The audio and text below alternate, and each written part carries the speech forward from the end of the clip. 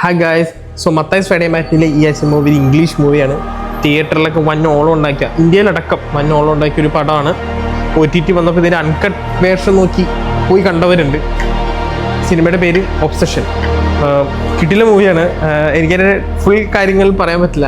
ഒരു നായികയ്ക്ക് നായകനോടുള്ള അഗാധമായ പ്രണയത്തിൻ്റെ കഥയാണ് ഒബ്സഷൻ. പക്ഷെ ആ പ്രണയം നായകനോട് പറയുന്ന രീതി വ്യത്യസ്തമാണ്.